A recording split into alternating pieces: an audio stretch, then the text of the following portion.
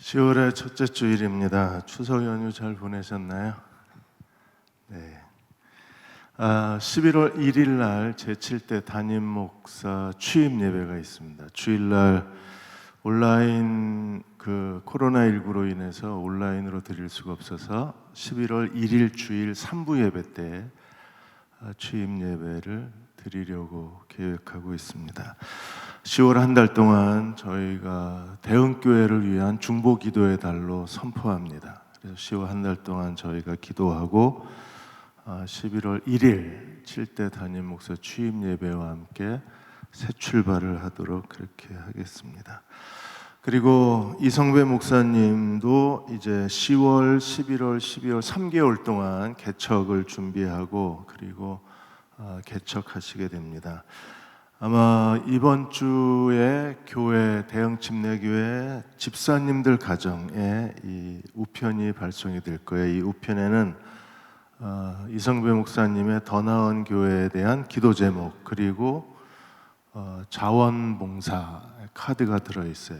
물질로 후원하시거나 아니면 직접 개척 동역자가 되시고 한 1년이든 3년이든 평생이든 이성배 목사님과 함께 나는 개척하겠다 그렇게 자원해 주시면 하나님께서 우리 모두의 결정을 축복하시고 또 놀라운 하나님의 은혜를 주시리라고 믿습니다. 미국의 토마스 제퍼슨 대통령이 하나님은 골목에 있는 작은 교회들을 통해서 미국을 축복하셨다 그랬어요. 그래서 우리도 큰 교회에서 신앙생활하는 것도 좋지만 일단 교회 평생에 한번 교회를 개척하고 그렇게 마음이 내키지 않으시면 1년이라도 내가 가서 이성배 목사의 개척을 돕겠다. 3년은 내가 할 수 있겠다. 그렇게 하셔서 함께 헌신해 주시면 하나님이 우리의 모든 결정을 축복하시리라고 믿습니다. 이제 우리 옆에 계신 분하고 같이 인사 나누시겠습니다. 10월도 하나님과 동행하시기 바랍니다 하고 같이 인사 나누시겠습니다.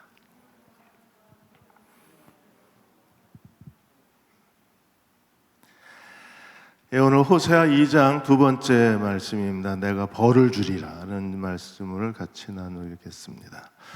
중국의 공산당이 교과서를 만들었는데 그 중국 공산당 교과서에 예수님이 요한복음 8장에 예수님이 가늠한 여자를 돌로 쳐 죽였다 이렇게 성경을 왜곡해서 교과서에 실었습니다.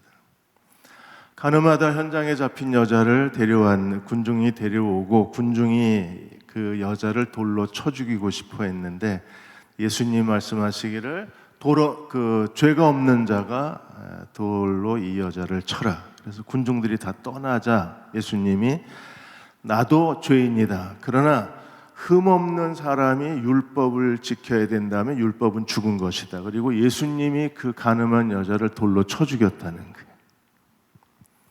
이게 중국 공산당 교과서에 이렇게 성경을 왜곡해서 기록해 놓은 겁니다.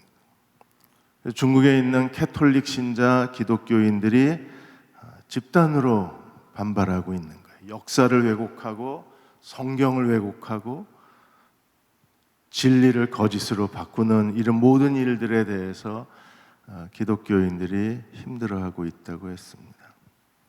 하나님께서는 개인이든 시대든 국가든 사회든 하나님을 대적하는 모든 일에 대해서 선악간에 하나님 반드시 판단하시는 분이십니다. 호세아 당시에 그들은 바알과 하나님 사이에서 방황하고 있었어요. 그래서 누가 주인이냐, 바알이냐, 하나님이냐.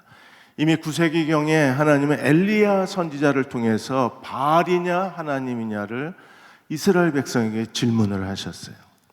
열왕기상 8장 21절에 하나님께서 엘리야를 보내셔서 이렇게 말씀하셨습니다.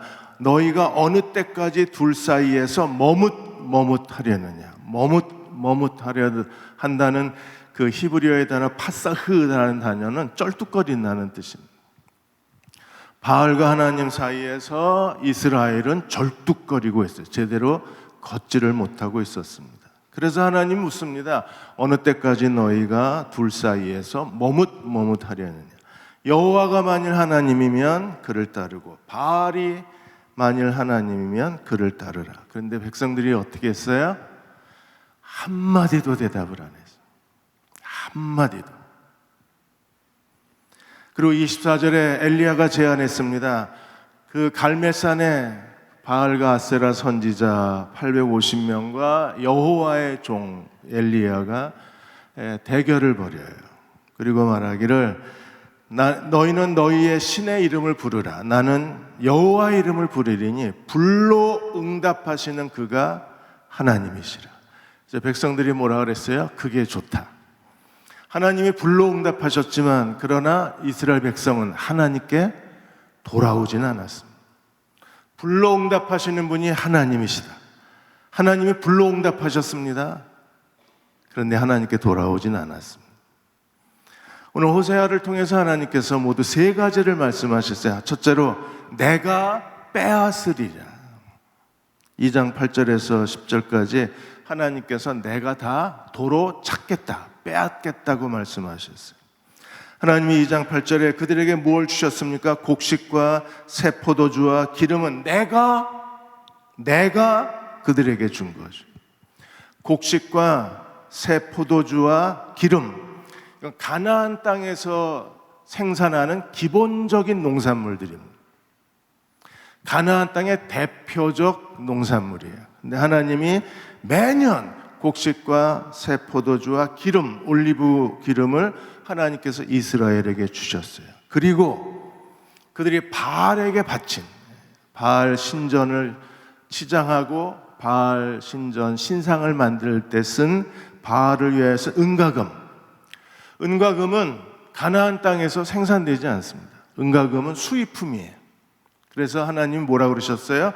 은과 금도 내가 그에게 더하여 주었다 그랬어요.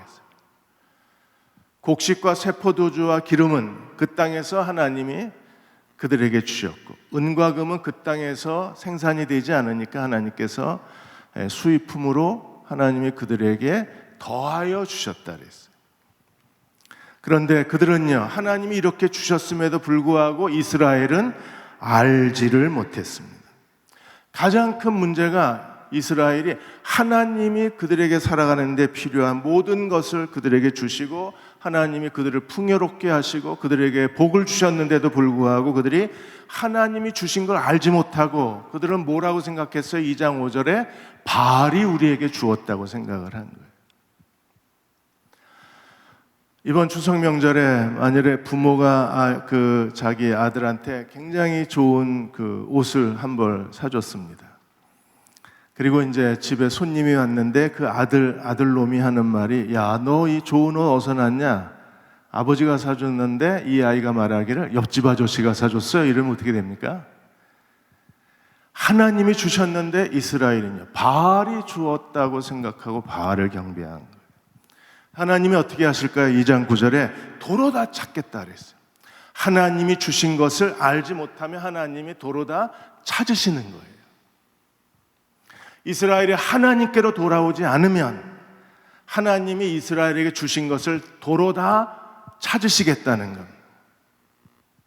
하나님이 주신 정치적 권세도, 하나님이 우리에게 주신 외모도, 그리고 여러 가지 학벌과 사회적 지위, 재능, 그리고 우리에게 주신 하나님의 소유, 만일에 우리가 그것을 가지고 하나님께 영광을 돌리지 않으면 하나님이 도로 찾으시겠다고 말씀하시고 하나님이 그것을 빼앗아 가시는. 이스라엘 백성은 하나님이 여러 민족 가운데 특별히 선택한 민족이었어요. 하나님이 그들에게 말씀하시기를 너희 수요가 많아서 너희를 택한 것이 아니라 하나님이 너희를 사랑해서 택했다고 했습니다. 그래서 이스라엘은 하나님의 놀라우신 은혜와 특권을 누렸어요. 그러나 예수께서 이 땅에 오셨을 때 그들은 예수님을 십자가에 못 박아 처형시켜버린, 그러자 하나님이 도로 다 찾아가 버리셨어요. 그래서 이스라엘은 전 세계에 디아스포라 흩어진 나그네가 되어버리고 말았습니다. 하나님이 주신 것을 우리가 하나님께서 주셨다고 감사하지 못하고 그것으로 하나님께 영광을 돌리지 않으면 하나님이 도로 다 찾아가시는 거예요. 어떻게 찾아가셨어요? 2장 9절에 내가 내 곡식, 이스라엘은 바알이 우리에게 주신 바알의 곡식이라 그랬어요. 그러자 하나님이 그들의 잘못된 것을 수정하셨어요. 내가 내 곡식, 그것이 익을 계절에 가만히 두셨다가 추수할 무렵에 하나님이 도로 찾으시겠다. 얼마나 허무하겠어요. 내가 내 새 포도주, 바알의 새 포도주가 아니라 내 새 포도주를 그것을 맛들 시기에 잘 숙성될 즈음에 하나님이 뒤집어 엎어버리시겠다는 거예요. 그리고 그들의 벌거벗을 몸을 가린 내 양털과 내 삶, 내 양털 겨울옷 재료, 내 삶 못이 여름옷 재료, 하나님께서 그것을 다 빼앗으셔서 너희를 벌거벗긴 채 내버려 두겠다는, 하나님을 떠난 간음한 이스라엘 백성, 간음한 여자가 벌거벗긴 채 온 거리를 다니면서 백성들에게 수치거리가 된 것처럼 하나님께서 그들을 벌거벗긴 채 그대로 내버려 두시겠다고 말씀을 하셨어요.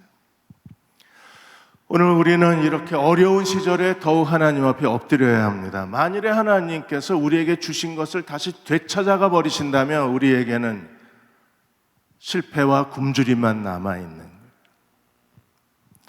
IMF 이후에, 금융위기 이후에 11년 만에 한국 경제는 정말 어려운 시기에 처했습니다. 이번에 신문에 우울한 추석, 500만 명이 일거리가 없어서 그냥 논다는 신문 기사가 떴습니다. 500만 명. 15세 이상의 경제 인구가 4,500만 명이에요. 그 중에 500만 명이 일거리가 없다는 것. 고용노동부가 8월에 고용 동향에 대한 보고서를 내놨는데 8월 한 달 동안에 무려 27만 4천 명이 일자리를 잃었습니다. 6개월 연속 계속해서 비슷한 규모의 사람들이 직장을 잃어버리고 있는 거예요. 실업자 수가 84만 4천 명입니다. 그리고 지금 일을 쉬고 있는 휴직자가 160만 4천 명입니다. 구직을 단념한 사람, 아예 직장 취업하기를 포기한 구직 포기자들이 68만 2천 명, 비경제 활동 인구를 다 합치면 246만 명. 4,500만 명이 일할 수 있는데 그 중에 500만 명이 아예 일하고 싶지만 일할 수 없거나 아니면 아예 일하고 싶지 않은 비경제 활동이 그 숫자가 되는 거예요. 이렇게 1년, 2년이 지나가면 한국 경제는 주저앉을 수밖에 없는 거예요. 2장 10절에 하나님께서 계속해서 도로 찾아가겠다고 말씀하시고 이제 그랬어요. 이 하나님의 심판은 이제 미래적 사건이 아니라 이미 진행돼 가고 있는 거예요. 이미 진행 중에 있습니다. 이제 내가 그 수치가 뭐예요? 그들의 땅의 모든 결실을 하나님이 다 걷어가시고 그들이 가지고 있던 모든 소유물을 다 빼앗아 가시고 그들에게는요 이제 하나님이 주신 부요와 풍족함을 다 박탈당하는 거예요. 그들에게 남은 것은 수치밖에 없어요. 그래서 내가 그 수치를 사랑하는 자의 눈앞에 드러내리니, 사랑하는 자 누굽니까? 바알 앞에 드러내리니 그를 내 손에서 건져낼 사람이 없으리라. 하나님께서 이스라엘의 수치를 드러내시고 말씀하십니다. 내 손에서 너희를 구원할 자가 없으리라. 만일에 바알이 땅의 주인이었으면 하나님께서 곡식과 새 포도주와 기름을 하나님께서 다 빼앗아 가셨을 때 누가 그걸 줘야 돼요? 땅의 주인인 바알이 그걸 줘야 되는데 바알은 줄 능력이 없어요. 왜요? 하나님이 주신 거기 때문에. 하나님의 은과 금을 빼앗아 가셨을 때에도 하나님께서 빼앗아 가신 걸 바알, 그 이스라엘을 사랑했던 바알이 그 땅의 주인이라면 바알이 은과 금을 그들에게 줄 수 있어야 돼요. 그러나 바알은 줄 수가 없습니다. 하나님이 양털과 삶을 다 빼앗아 가셔서 이스라엘을 벌거벗기셨을 때 정말 바알이 살아있다면 벌거벗은 이스라엘에게 그들이 입을 수 있는 옷을 줄 수 있어야 그가 참 신입니다. 그런데 바알은 죽은 신이에요. 하나님의 손에서 건져낼 자가 없는 거예요. 하나님은 누가 주인인가를 이스라엘에게 가르치고 계신 거예요. 누가 진정한 주인인지, 참 하나님인지를 하나님께서 이스라엘에게 가르치고 계셨어요. 남태평양의 폴리네시아 남동쪽에 가면 이스터 섬이라고 있습니다. 이 이스터 섬은 여러분이 모아이 석상으로 잘 알려져 있어요. 모아이 석상이 이게 세계에서 가장 고립된 외딴섬인데 여기에 높이가 20m, 무게가 90톤짜리 정교하게 그 조각된 이 석상이 무려 1,000여 개가 있어요. 해변가에 1,000여 개가 줄지어 서 있는 섬입니다. 이 석상이 얼마나 큰지 한번 보여주세요. 이 석상 땅에서 파냈는데 저 사람이 정말 작게 보입니다. 저렇게 거대한 석상이 1,000여 개가 이 이스터 섬에 있어요. 대략 한 1200년경에 이 섬에 2만 명이 넘는 사람이 살았을 걸로 추정을 합니다. 2, 3만 명 정도로 살았을 걸로 추정을 하는데, 그런데 1722년에 네덜란드의 한 그 탐험가가 이 섬에 갔을 때에는 2,000명 내지 3,000명의 원주민이 살고 있었고, 그리고 섬은 완전히 황폐해져서 사람이 살 수 없는 섬이었어요. 그래서 왜 이 섬이 이렇게 사람이 살 수 없는 황폐한 섬이 됐는가를 탐험가들이 조사했을 때 이 높이 20m, 무게가 90톤, 1톤 트럭 90대가 쌓여 있다고 생각해 보세요. 그걸 해안가로 옮기는데 뭘로 옮겼겠어요? 나무를 다 베어다가 나무 위에 석상을 옮기느라고 나무를 다 베어냄으로 인해서 나무가 없으니까 저절로 그 섬은 황폐한 섬이 될 수밖에 없는 거예요. 가뭄과 홍수를 견디질 못한 겁니다. 그래서 사람이 살 수 없는 섬이 된 거예요. 하나님이 주신 그 아름다운 섬을 그들이 우상 숭배를 섬기는 데 다 사용했다가 결국에 인간의 파멸이 되어버린 거예요. 이스라엘도 마찬가지입니다. 하나님이 주신 곡식과 새 포도주와 기름, 은과 금, 양털과 삶, 하나님이 주신 것을 가지고 우상을 섬기다가 하나님이 다 도로 빼앗아 가셨어요. 그들에게 남은 게 뭐가 있을까요? 2장 11절에 13절까지 그들이 하나님을 섬겼지만 그러나 바알 숭배자였었어요. 그래서 11절에서 13절까지 하나님께서 그들의 그 하나님을 섬겼던 형식적 종교, 하나님과 바알을 겸하여 섬겼던 혼합주의적 종교를 하나님이 책망하신 거예요. 11절에 내가 그의 모든 희락과 절기와 월삭과 안식일과 모든 명절을 폐하리라. 당연히 하나님께서 곡식과 새 포도주와 기름을 하나님이 뺏어가시면 그 땅에서 더 이상 이 농작물이 생산되지 않으면 예배는 죽은 겁니다. 왜요? 하나님께 드릴 제물이 없어요. 하나님께 드릴 제물이 없으니까 당연히 제사가 멈추고 절기가 멈추고 그리고 모든 종교의 축제가 멈추는 겁니다. 하나님이 폐하실 수밖에 없어요. 코로나19로 인하여 전 세계가 지금 예배가 멈췄어요. 우리는 예배를 드리고 싶어도 드릴 수가 없는 겁니다. 만일에 하나님이 그 땅을 심판하셔서 그 땅의 모든 채소가 자라지 못하고 식물이 자라지 못하면 소와 양과 가축도 자라지 못합니다. 그러면 제물이 없으면 제사도 없고 절기도 없는 거예요.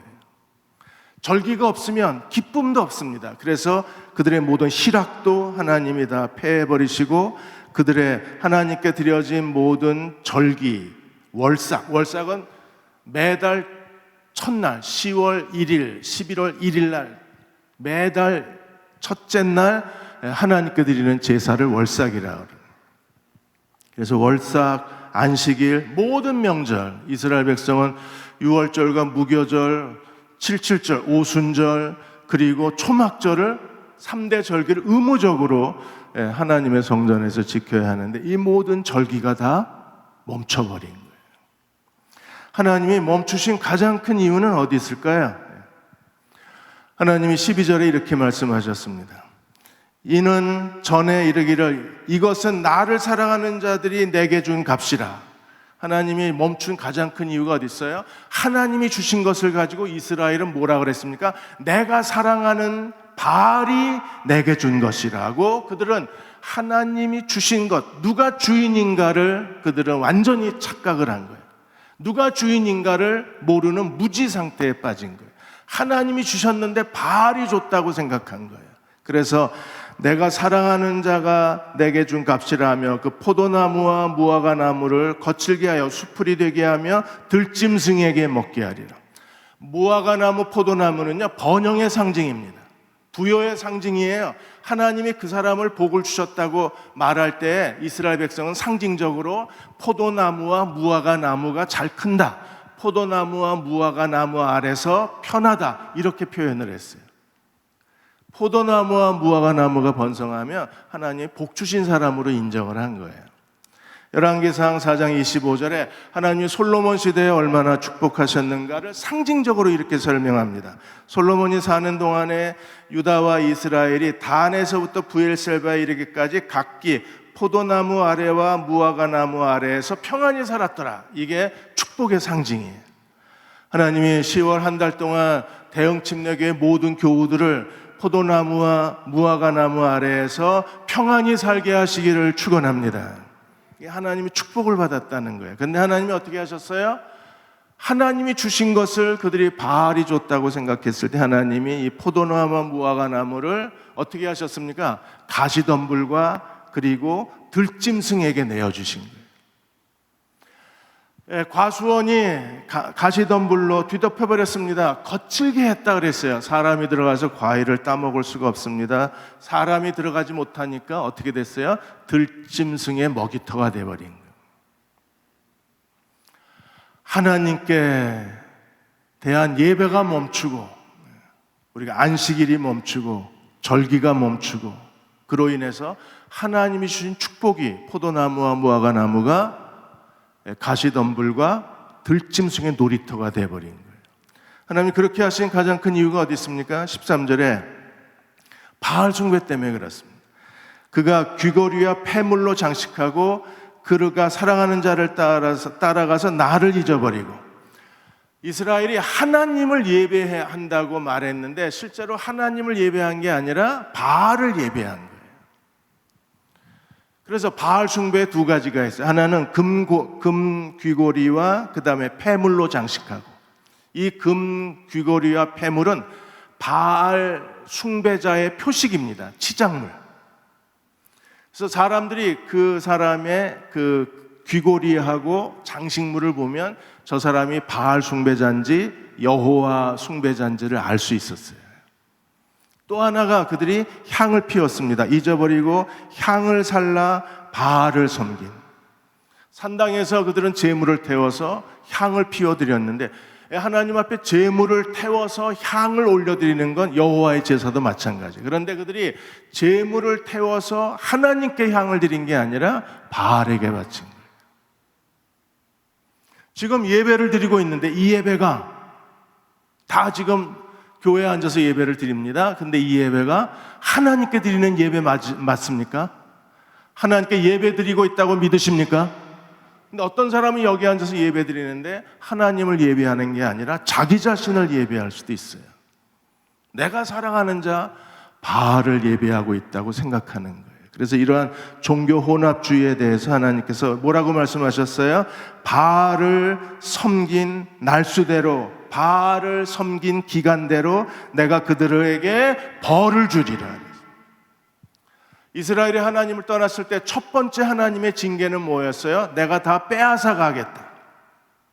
두 번째, 이스라엘이 하나님을 버리고 하나님을 잊어버리고 바알을 사랑하고 바알을 섬겼을 때 하나님 뭐라고 말씀하셨어요? 내가 바알을 섬긴 날수대로 벌을 내리리라. 그래서 아합 시대에 하나님이 엘리야를 보내셔서 아합에게 이렇게 말씀하신 거예요. 열왕기상 17장 1절에 보시면 길르앗에 우거하는 자 중에 디셉사라 엘리야 선지자가 등장합니다. 엘리야가 아합에게 이르되 내가 섬기는 이스라엘의 하나님 여호와께서 살아계심을 두고 맹세하노니 내 말이 없으면 수년 동안 비도 이슬도 있지 아니하리라. 하나님이 비를 주시는 분, 이슬의 주인이심을 엘리야를 통해서 하나님이 선언하신 거예요. 내 말이 없으면 수년 동안 비도 이슬도 있지 아니하리라. 그리고 몇 년 동안 가뭄이 있었어요. 18장 1절에 많은 날이 지나고 제3년에 하나님이 엘리야에게 다시 말씀하시기를 내가 비를 지면에 내리리라. 이러고 갈멜산 대결이 전개가 된 거예요. 하나님이 그들이 바알을 섬긴 날수대로 하나님이 벌을 내리리라. 그래서 사마리아에 무려 3년 동안 하나님께서 비가 오지 않는 극심한 고통과 가뭄과 굶주림을 겪게 한 겁니다. 왜 이렇게 하셨어요? 하나님이 진정한 여호와이심을 보여주신 거예요. 하나님께서 그들이 바알이 줬다고 말한 모든 것을 내가 너희에게 주었노라. 내가 주인이라는 것을 하나님이 증거하신 거예요. 하나님 나라는 어떤 나라인가요? 심는 대로 거두게 하시는 나라입니다. 사람은 이 물질에 대한 탐욕에 따라서 종교를 선택합니다.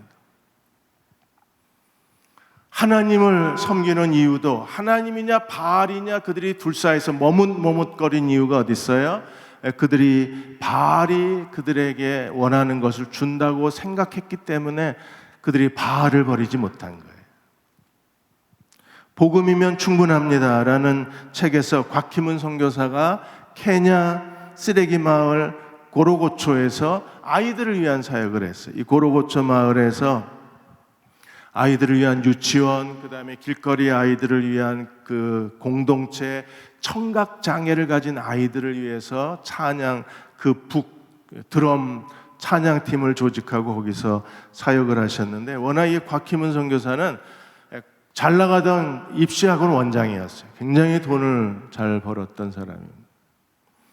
그러다 교회 나간 지 1년 만에 우연히 그 딸이 이 케냐 쓰레기 마을의 아이들에 대한 화보집을 갖고 있었는데, 그 케냐 쓰레기 마을 고로고초에 살고 있는 가난한 아이들의 사진을 보는 순간에 하나님이 그분에게 사명을 주신 거예요. 케냐에 대한 사명. 그래서 모든 걸 다 정리하고 오직 하나님만 의지하고 케냐로 떠난 겁니다. 케냐로 떠나면서 당장 그 굶주린 사람들에게 빵을 주고 그 다음에 운물을 파주고 학교를 지어주는 게 필요했어요. 그러나 그거보다 더 중요한 게 복음을 전하는 것이라는 사실을 곽희문 선교사가 깨닫습니다. 빵도 중요하고 학교도 중요하고 운물도 중요하지만, 그러나 그것이 그들을 구원해 주는 게 아니라 예수 그리스도의 복음만이 그들을 구원해 준다는 사실을 깨닫고 복음이면 충분합니다라는 책 제목을 정한 거예요. 왜 이렇게 하셨습니까?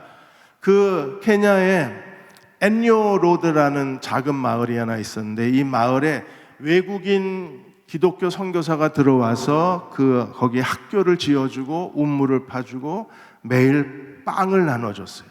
그리고 그 사람들에게 복음을 전하고 교회를 지어서 하나님을 예배하게 했습니다. 그런데 한국의 조계종 산하의 지구촌 공동체라는 그 사회봉사 단체가 이 같은 마을에 들어와서 학교도 더 크게 짓고 운물도 더 크게 운물을 파고, 그리고 아예 농장, 그 땅을 매입해서 농장을 짓고 일자리를 나눠주고 거기서 생산한 모든 그 농산물을 가난한 사람들에게 무료로 나눠주고, 그러자 이 마사이족 사람들이 처음에 기독교 선교사가 지었던 학교, 운물, 빵을 얻어먹던 사람들이 조계종, 지구촌 공동체로 다 몰려온 거예요. 왜? 여기는 빵도 더 크고 학교도 더 좋고 운물도 더 시설이 좋고 그리고 일자리도 주고 거기서 생산한 모든 생산품을 다 주민들에게 나눠주니까 당연히 마사이족 사람들이 전부 이 조계종 산하기관으로 몰려든 겁니다. 그리고 조계종 사람들이 기독교를 싫어한다는 걸 알고 마사이족 사람들이 전부 교회를 떠나서 이 조계종 사람들에게 온 거예요. 그래서 마사이 부족이 그 사람들에게 와서 그 마사이족 최고 지도자들이 다 와서 조계종 사람들에게 대해서 그들의 노고에 감사하고 눈물로 감격하고 찬불 행사에 참여하면서 어제 찬송을 불렀던 사람들이 오늘 찬불가를 부르고 있는, 그게 인간입니다. 이스라엘이 왜 하나님을 버리고 바알을 따라요? 바알이 그들이 원하는, 그들이 갖기를 소망하는 더 좋은 것을 바알이 준다고 생각했기에 그들은 기꺼이 여호와를 버리고 바알에게 온 거예요. 이걸 우리가 뭐라 그래요? 이걸 기복주의라고 그러는 거예요. 더 큰 물질을 주는 신을 따라가는 거예요. 하나님은 빼앗기만 하실까요? 아니요. 하나님은 도로 주시는 분이십니다. 빼앗았다가 다시 주시는 하나님이심을 믿으십니까? 다시 주세요. 그래서 14절 15절에 보시면 14절에 그러므로 보라, 그래서 보라, 내가 그를 타이르다라는 히브리어의 단어 파타라는 단어가 하나님께서 그들을 달콤한 말로 유혹하다 그런 뜻입니다. 하나님이 그들을 설득하신 거예요. 하나님이 그들을 마침내 깨닫도록 하나님께서 만들어 주신 거예요. 그래서 내가 그를 어디로 데려갔어요? 광야. 호세아서는 광야와 가나안을 서로 대조시킵니다. 그래서 광야는 이스라엘의 어린 시절, 하나님이 하나님께 대해서 첫사랑을 가진 장소를 광야라고 그래요. 가나안은 이스라엘이 하나님을 버리고 바알 숭배에 빠진 배교의 땅을 가나안.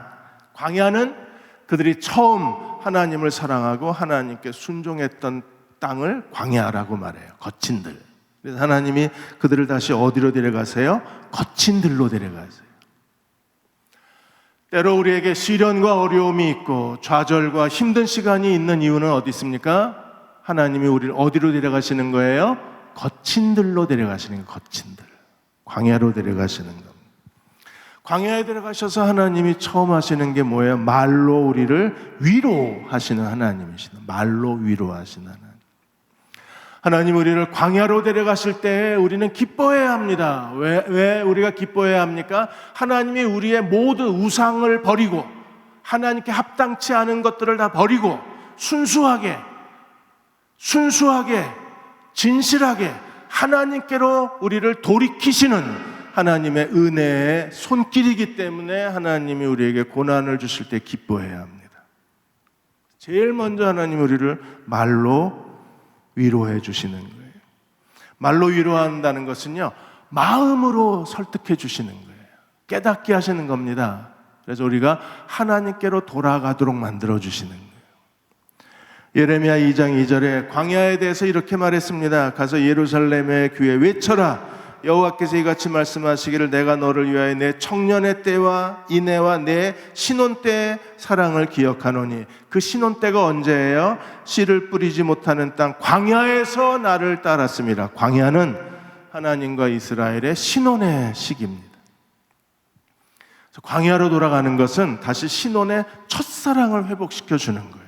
그래서 하나님께서 광야로 데려가서 말로 위로하고 첫사랑을 회복시켜 주시는 분이십니다. 그리고 15절에 거기서 그의 포도원을 그에게 주고 첫사랑을 회복하면 하나님이 빼앗았던 걸 다시 돌려주세요. 그래서 제일 먼저 돌려주시는 게 뭐예요? 포도원. 마치 신랑이 신부를 데려올 때 결혼 지참금을 신부에게 주는 것처럼 하나님께서 이스라엘을 광야로 데려가셨다가 하나님께서 그에게 제일 먼저 결혼 지참금처럼 포도원을 돌려주시고 그 다음에 더 놀라운 은혜, 아골골짜기를 소망의 문으로 하나님께서 삼아주신다 그랬어요. 아골골짜기는 어떤 곳입니까? 아간의 돌무더기예요. 아간이 왜 돌무더기가 됐어요? 하나님의 것을 도둑질했다가 돌무더기가 됐어요. 지금 이스라엘이 하나님을 버리고 바알을 숭배한 것은 하나님의 것을 도둑질한 거예요. 마땅히 그들은요, 두 번째 아골골짜기가 돼야 돼요. 왜? 하나님이 아간을, 하나님 것을 도둑질하고 훔치고 숨겨놓았던 아간을 하나님이 저주하신 게 아골골짜기잖아요. 그래서 그들은요, 마땅히 저주받아서 북이스라엘은 아골골짜기 돌무더기가 돼야 돼. 그런데 하나님이 그들을 그렇게 심판하지 않으시고 뭘로 바꾸세요? 소망의 문으로 바꿔주신다는 거예요. 아골골짜기, 하나님의 것을 도둑질한 탐욕의 죄, 하나님의 것을 도둑질한 그 하나님을 대적한 죄, 심판의 장소를 하나님 뭘로 바꾸십니까?